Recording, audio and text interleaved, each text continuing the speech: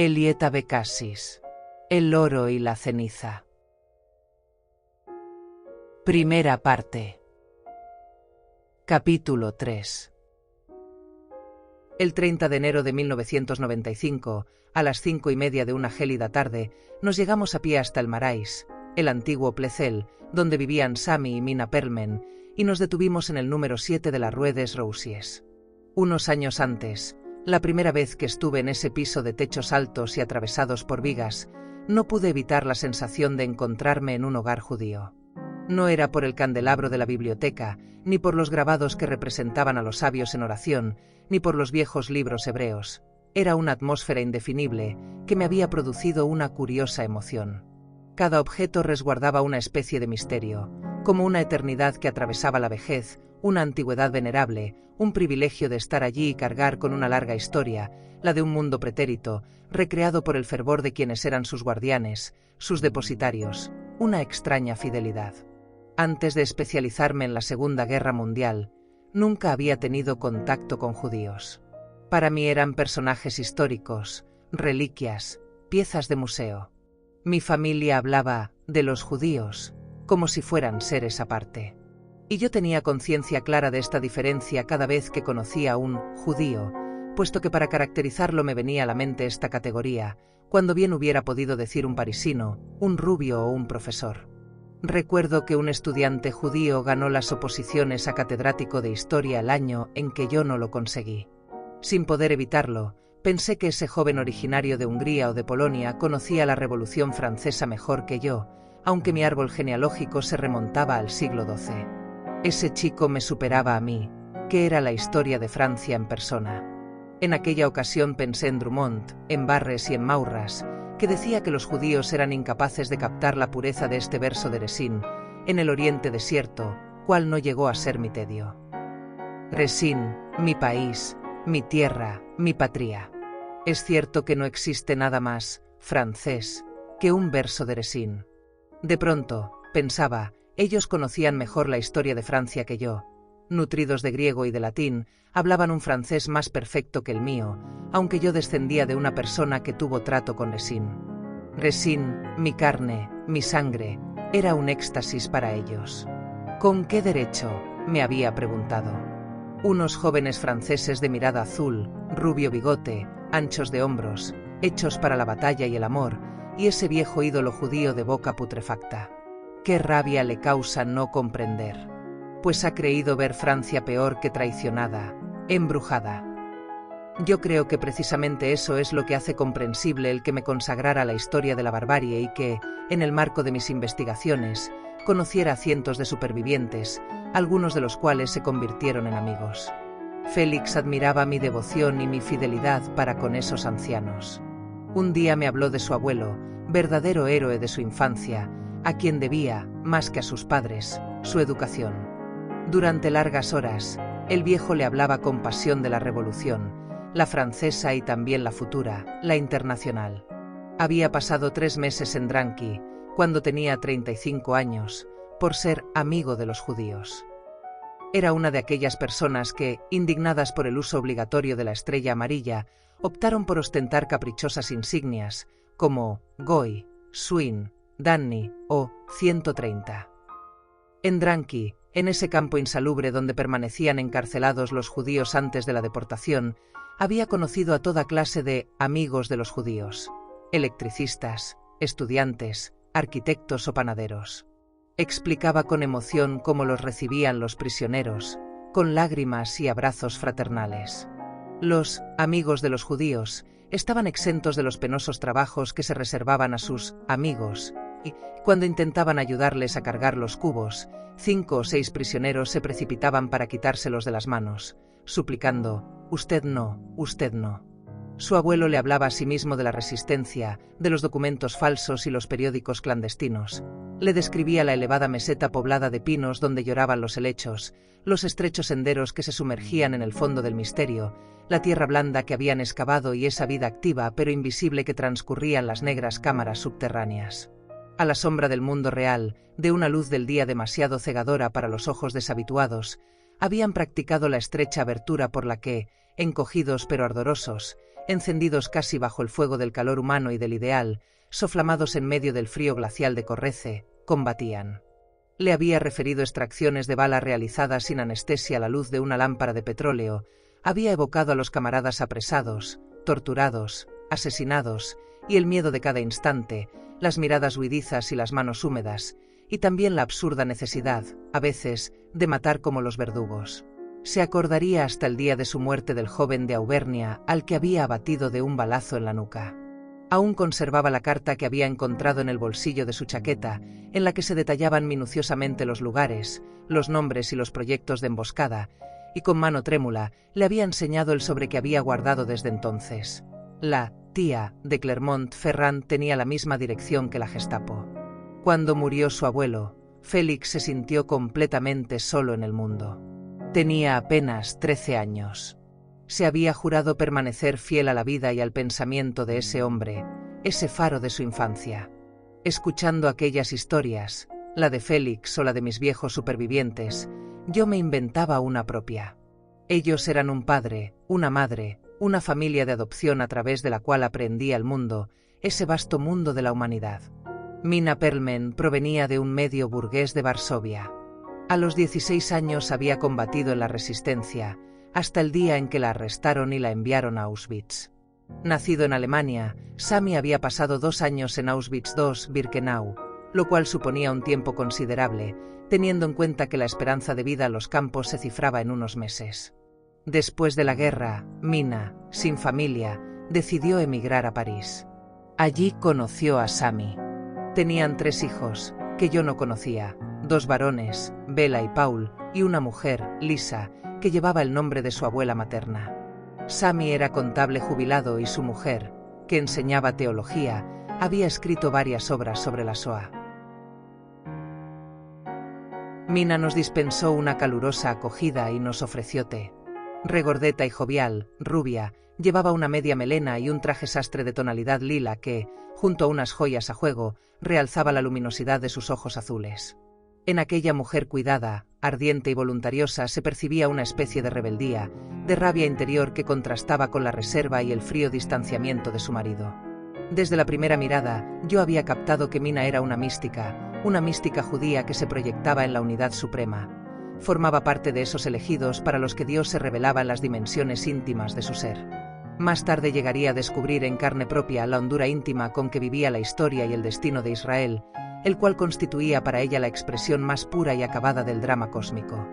Salió de la habitación, dejándonos solos con Sami. Félix intentó varias veces interrogarle a propósito de Karl Rudolf Schiller, pero se topó con un muro de obstinado mutismo. La única reacción que obtuvo fue una mirada inexpresiva con los párpados bajos y un fruncimiento de labios. A la desesperada, para rellenar el silencio, me puse a hablar de la tesis que estaba escribiendo sobre Hitler y la solución final, pero tampoco logré gran cosa. Debía de tener 70 años. Su rostro severo, demacrado, estaba surcado de arrugas que formaban simas de sombra en la frente, en las comisuras de los ojos y alrededor de la boca. Al mirarlo, uno se veía aspirado hacia esos precipicios, verdaderas facciones de aquella cara, junto a las cuales los otros contornos, los de los ojos, la nariz o la boca, aparecían tan solo como pálidos bosquejos. No eran pliegues sobre el agua lisa, profundizados por las sonrisas o la melancolía, no eran surcos de labranza, eran abismos en los que zozobraban las orillas, fosas cavadas por la mano del hombre, tumbas hundidas en una piel, urnas de las tinieblas, cúmulos de sufrimientos.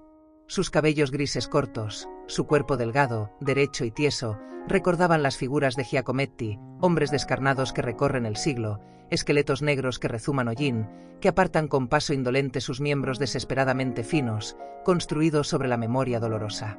Mina volvió por fin, cargada con una bandeja. ¿A qué se dedican sus hijos, señora Perlman?, le preguntó Félix mientras nos servía el té. Lisa, la pequeña, debe de estar al caer, respondió Mina. Ha encontrado hace poco un estudio de escultor cerca de aquí, y desde entonces viene a vernos casi todos los días después del trabajo. Paul tiene una consulta de pediatría que funciona bastante bien y Bela, el mayor, Mina vaciló. Bela no está aquí en este momento, terminó con precipitación. De repente, se levantó y fue a mirar por la ventana. Yo sabía que tenía la costumbre de esperar a su hija apostada en la ventana desde que era niña. «Ah, ahí viene», dijo, aliviada. Así fue como, el 30 de enero de 1995, a las 6:05 de la tarde, conocí a Lisa. Había oído hablar a menudo de ella, pero no la había visto nunca. Lisa Perlman, judía askenazí, hija de supervivientes de la Shoah. Quisiera que, de todo lo que diré a continuación, quedara muy claro algo. Yo amé realmente a Lisa. Nunca he querido a nadie más que a ella. Antes todo era diferente. No creía en el amor, como tampoco creía en la muerte. Pensaba que era un mito, una invención occidental, una convención apta para las novelas, las películas y los anuncios de perfumes. Me daba de entera ver a los hombres exaltados por sus idilios esas idioteces que yo sabía que acabarían, para los más afortunados, en un piso burgués, con mujer, hijo, perro y amante. No creía en el amor-pasión, sobre el cual había leído una vez que era un avatar del cristianismo, un invento cómodo para combatir la herejía. Para mí, Tristán e Isolda, Romeo y Julieta eran figuras crísticas, y no hacía distinción alguna entre la pasión de estos y la de Jesús. ¿Qué más puedo decir? Se produjo lo más banal y lo más extraordinario, lo más descrito y lo más inaudito, lo más simple y lo más inexplicable. Con la primera mirada, con la primera sonrisa, fui conquistado, o más bien, fui, sin más. El amor es un demiurgo. Ella dejó su abrigo, una especie de capa de seda púrpura, sobre el brazo del canapé y se sentó con soltura justo a mi lado, rodeada de un aura de frescor. Los Perlman ocuparon los sillones que había frente a nosotros.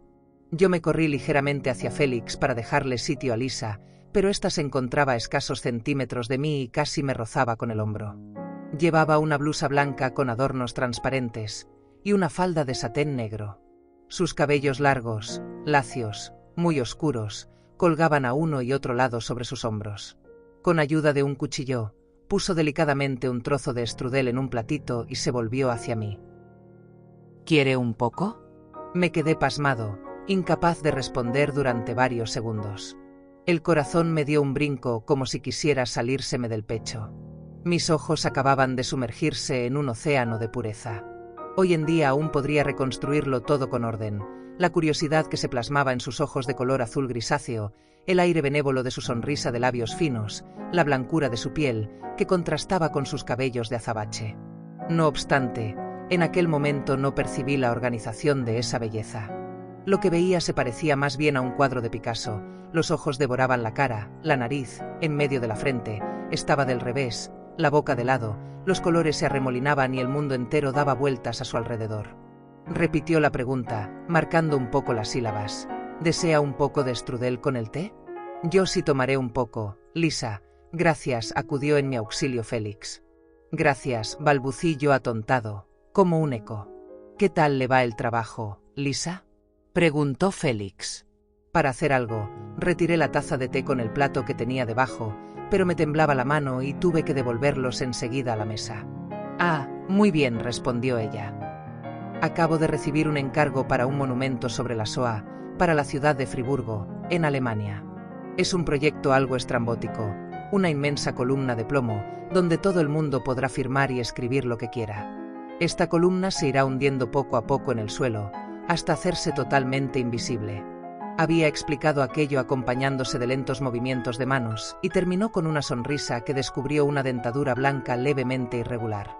Aparte de eso, prosiguió Lisa, tengo pendiente una cuestión que enlaza con un tema muy candente, la del monumento conmemorativo de la Shoah en Berlín, que estará situado en pleno centro de la ciudad, en la Potsdamer Platz, cerca del búnker de Hitler.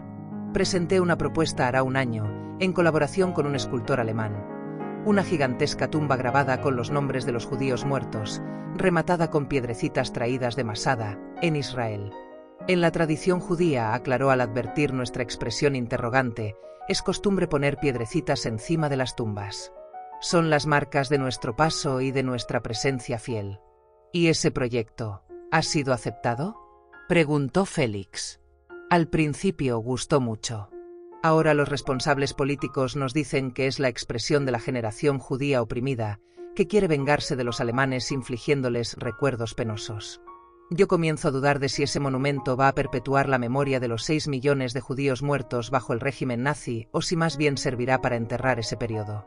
Me parece que la Alemania reunificada prefiere enfrentar el futuro con más libertad, sin la carga de su pasado. De repente calló y luego, en tono más grave, murmuró: «Mamá, a propósito de la carga del pasado, ¿has tenido noticias de Bela? Hace mucho que no lo veo y no contesta al teléfono». No sé dónde está», repuso Mina con aire contrito. «Estos últimos tiempos he estado muy ocupada, por el cambio de gobierno». «A mamá», explicó Lisa, volviéndose hacia mí, «la acaban de nombrar consejera de la Comisión Consultiva de Derechos Humanos». «Sí», confirmó Mina, «y hay mucho que hacer, con lo que se está preparando». «¿Podrías contarnos qué es eso que se prepara, o es un secreto de Estado?», preguntó Lisa. «El gobierno ha nombrado una comisión para establecer nuevas leyes de extranjería. Se habla de impermeabilizar las fronteras y de restringir todavía más los derechos de los inmigrantes». Lanzó una mirada a Sami, que no había dicho palabra durante toda esta conversación. Parapetado en su sillón, nos observaba con expresión fría, casi ausente. «Sí», prosiguió Mina con semblante pensativo. «En estos momentos hay en Francia un clima enrarecido. La profanación de cementerios, el racismo. Hasta el famoso padre Daniel, el emblema nacional del bien, acaba de apoyar en público las tesis antisemitas de uno de sus amigos. Y algunos reiteran a pesar de todo su admiración por ese santo varón, que les ha aclarado las cosas y que ha tenido, según ellos, el valor de volver a poner sobre el tapete una cuestión tabú. No fue usted», añadió, volviéndose hacia Félix, «quien contribuyó a hacer estallar este asunto». «Así es», respondió él, «hacía cierto tiempo que le seguía la pista. Todo esto no es nuevo». «¿Cree que se debe a una crisis de senilidad?», apuntó Mina. «No, en absoluto. No me cabe duda de que esas son sus convicciones profundas, las que ha tenido siempre». «Sí», continuó, con aire entristecido, Mina. «Este clima enrarecido me recuerda a los años 30. Y el asesinato de ese personaje célebre, Karl Rudolf Schiller», agregó muy oportunamente Félix. «¿Diría usted que se trata de un asesinato ideológico?». «Es posible», concedió Mina. «¿Conoció bien a Schiller?». «Bien, no», contestó, titubeante. «No era una persona simple, desde el punto de vista teológico, quiero decir. Si desea saber más al respecto, debería venir al coloquio sobre la Shoah que se celebrará el mes que viene. Yo misma hablaré en él, y seguro que encontrará a otros conocidos». No recuerdo bien lo que se dijo después. El resto de la conversación queda sumido en una espesa niebla, puro reflejo de mi confusión. Lo que sí recuerdo es la transparencia que se desprendía de Lisa, su voz argentina, sus gestos airosos, su dulzura. Era una mezcla de candor y de serena distancia. En ella había una claridad de alma que yo atribuía al influjo de su madre y a la vez una determinación, una perseverancia que parecía haber heredado de su padre. Aquella mujer, aquella niña, me dan ganas de decir, no había estado jamás en contacto con la infamia. Estaba íntegra, no tenía ninguna herida, era absoluta, inmaculada. Hacia las 7, Félix y yo salimos juntos de casa de los Perlman y nos encaminamos a la estación de metro de Saint Paul. ¿A qué acontecimiento aludía Mina, en tu opinión, cuando ha hablado de los años 30? Me preguntó Félix. ¿En relación a la actualidad? Sí. La cuestión de la nacionalidad era el tema central de los debates políticos en Francia. Se decía que la República había aceptado demasiados inmigrantes y que había naturalizado demasiada gente. Además, en junio de 1940, cuando Pétain asumió el poder, la primera medida de su gobierno fue revisar las naturalizaciones y prohibir a los que no tenían un padre francés la práctica del derecho o la medicina, por ejemplo, con el pretexto de que el cosmopolitismo era la principal causa de la derrota francesa. Me interrumpí de repente. Félix me observaba con asombro y no le faltaba razón. Había dado aquellas explicaciones de forma maquinal, con actitud de arrobo, porque tenía la cabeza pendiente de otra cosa. «¿Qué te pasa?», dijo, frunciendo el entrecejo. «Félix, creo que me he enamorado». Se detuvo en seco en medio de la Rue de Secoufes. «Si decías que el amor era una creación de la civilización occidental que se funda en el valor individual de cada uno». «Félix, creencia de origen cristiano, el amor presupone la predestinación. prosiguió. No me vas a convencer.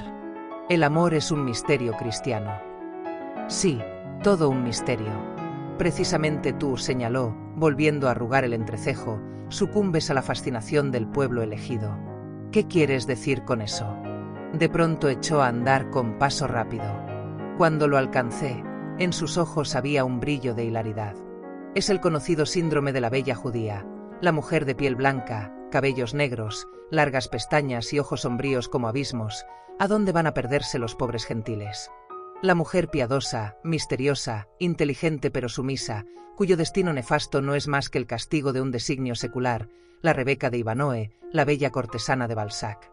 Solo los auténticos antisemitas enloquecen de amor por una mujer judía, porque no es más que el reverso del odio que les tienen. Tú estás chalado. Esta sí que es buena.